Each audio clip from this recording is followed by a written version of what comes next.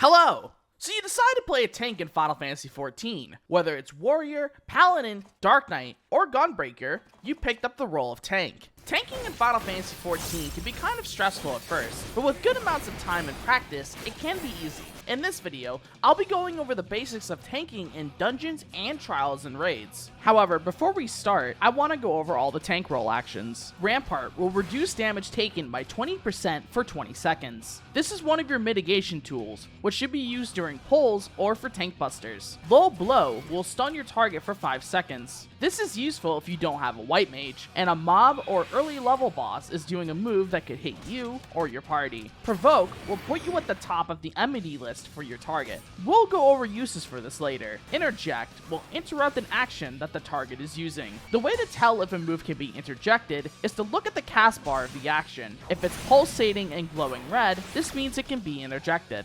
Otherwise, interject will do nothing. Reprisal will reduce damage dealt to nearby enemies by 10% for 10 seconds. This is a tank mitigation that is super useful for pulls or to mitigate any raid-wide damage or even tank busters for bosses. Arm's Length will make it so you can't be drawn in or knocked back for 6 seconds. This is useful for some high-end raids. Arm's Length does have another effect that we'll talk about later. Shirk will give 25% of your enmity to a targeted party member. This should mainly be used on another tank, and we'll go over uses of it later. Alright, now let's start talking about dungeon tanking. As soon as you queue into a dungeon, make sure you have your tank stance on. This will ensure you hold enmity on all enemies and bosses throughout the dungeon. As you're going through the dungeon, you should pull aggro on the enemies together using your range skill from afar, or your AoE skills if you're close. Once the enemies are close to you, use your AoE skills to damage them and to hold enmity.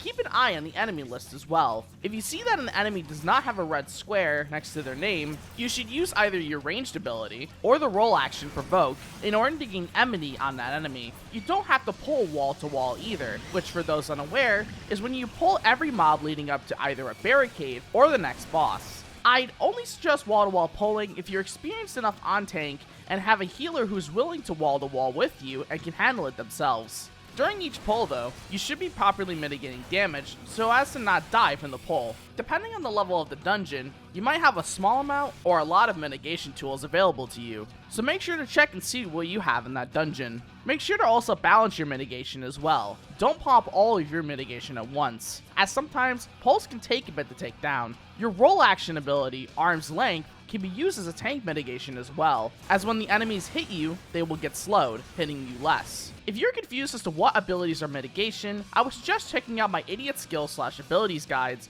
on the job that you're currently playing, in order to familiarize yourself with your current job's mitigation and other abilities. Tanking bosses in dungeons is relatively easy. Just make sure to keep the boss pointed north or away from the party if you can, and mitigate raid-wide AoEs using your roll action Reprisal, and mitigate any tank busters using your tank cooldowns. Now to move on to tanking in trials and raids. In these types of content, you will have another tank with you. There are two different types of tanks, the main tank and the off tank. The main tank keeps the boss's enmity for most or all of the encounter and gets hit by the auto attacks from the boss. Main tanks also make sure that the boss is pointed north or away from the party. Some bosses will also have what is known as a tank buster, which should be mitigated by using some of your cooldowns so you don't die. These moves will usually hit the first person in the aggro list, which should be the main tank.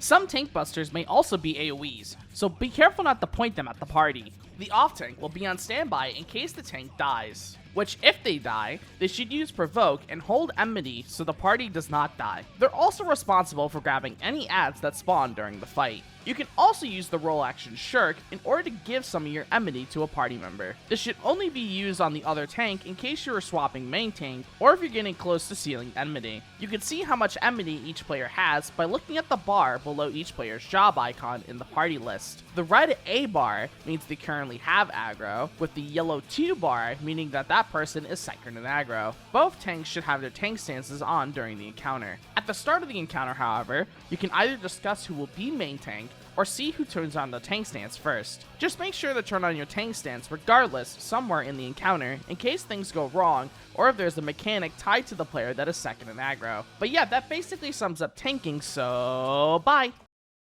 Hey everybody! If you enjoyed the video, you should consider subscribing to the channel and liking the video. I have links to my Discord and other social media in the description below. Thanks so much for watching.